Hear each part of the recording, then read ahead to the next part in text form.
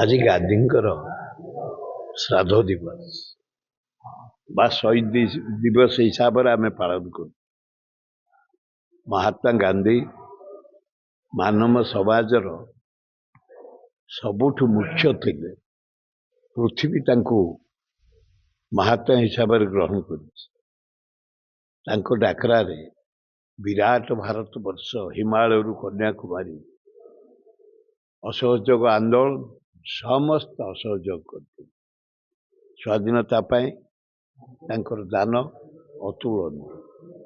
ସାରା ଭାରତ ବୁଲି ବୁଲି ସଂଗଠନ ସୁଦୃଢ଼ କରି ବ୍ରିଟିଶ ବିରୁଦ୍ଧରେ ସ୍ୱର ଉତ୍ତୋଳନ କରି ଲାଷ୍ଟକୁ ଭାରତ ସ୍ୱାଧୀନତା ହେଇଛି।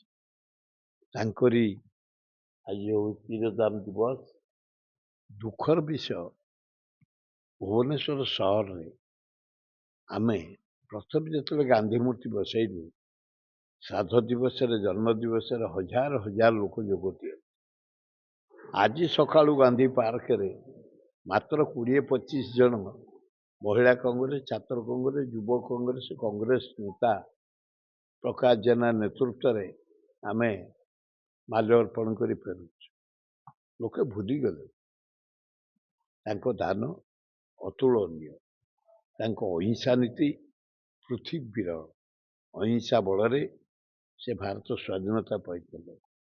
ଆଜି ତାଙ୍କୁ ମନେ ପକାଇବା ପାଇଁ ସମସ୍ତେ ବ୍ୟାକୁଳ, କିନ୍ତୁ କାହା ଆଖିରେ ଲୁହ ନାହିଁ। ଯାହା ମୁଁ ଦେଖୁଛି ଚାରିଆଡ଼େ ଷ୍ଟାଚ୍ୟୁ, ଯେତେ ଜାଗାରେ, ମୁଁ ଆଜି 3 ଜାଗା ଗଲି, 20 ଜଣ, 25 ଜଣ, 30 ଜଣ। ଗାନ୍ଧୀ ପାର୍କରେ ଆମେ ହଉଛି 50 ଜଣ। ଦୁଃଖଦାୟକ ବିଷୟ। ସମସ୍ତେ ଗାନ୍ଧୀକି ଭୁଲି ଯିବାକୁ ଚେଷ୍ଟା କଲେଣି। ଗାନ୍ଧୀ ପୃଥିବୀର ଅଦ୍ୱିତୀୟ ନେତା। ତାଙ୍କୁ ପୂଜା କରିବା ସମସ୍ତଙ୍କର କର୍ତ୍ତବ୍ୟ।